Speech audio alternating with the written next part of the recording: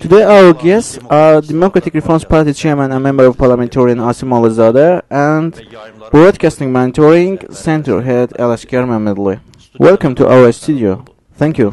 In the coming parliamentary elections, how do you see the role of the media? Will the government fulfill its obligations? I think in every democratic society, in every democratic country, it is not only media's role is very great, not only in the media. If you speak about politics, in this sphere, the opinions of the political figures are delivered to the public society through media. In democratic countries, independence of media is the main condition.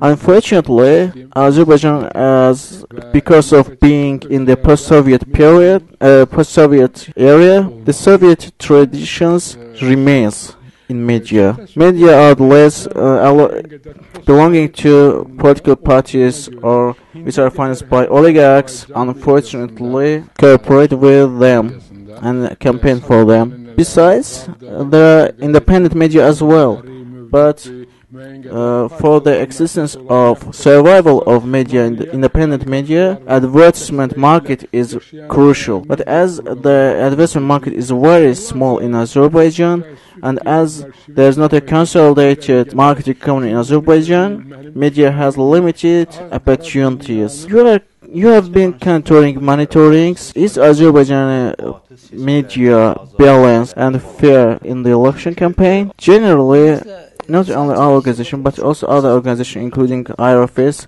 conduct monitorings during every election period, and the results of monitoring are usually similar and negative from the point of view of balance. First, there is state media in Azerbaijan, state-run media in Azerbaijan, unfortunately. If you speak about media, it shouldn't be financed by the ministry, supported by the ministry or parliament. Existence of state-run media, state financing, in other words, is an obstacle to free competition. For example, Azerbaijan state television receives 30 million Azerbaijani from state budget, but the other channels cannot obtain such a great amount of funds. As to the balance, the legislation requirements in this regard are far from democracy as well. I mean, the state-run television channel remains outside the election campaign, but the monitoring shows that this channel actually campaigns for the ruling party. This means that the TV channel is far from the people.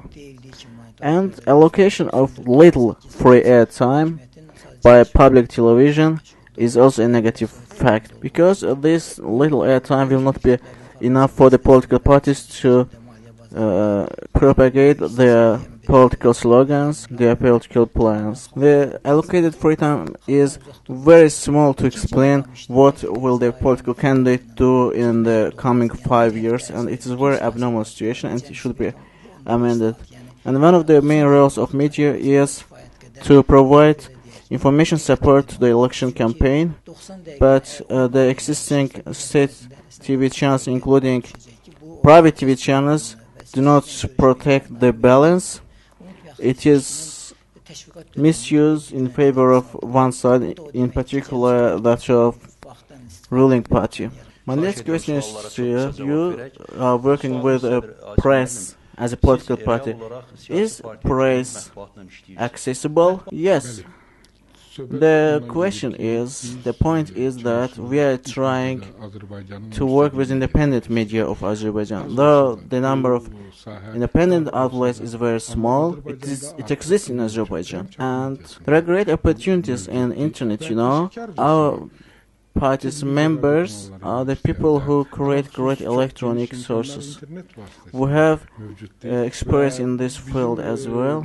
As to election issues, I want to say that on the eve of elections, generally in political fights, journalists become victims. If we speak about the role of media in pre-election campaign, we should also think about the protection of media. There is a need for adoption of defamation law. Journalist should not be imprisoned for his article, for his opinion. Maybe it can be wrong maybe it can insult somebody, but he should be responsible according to civil code. If defamation law is adopted in Azerbaijan, some partial press outlets will be available for the political figures to address. There are partial information in some press outlets, but we cannot protect myself because it restricts my opportunities as well to call journalists to justice. Late President Abdulaziz Elçibey was also summoned to the court. Therefore, I think defamation law should be adopted in Azerbaijan in near future, because my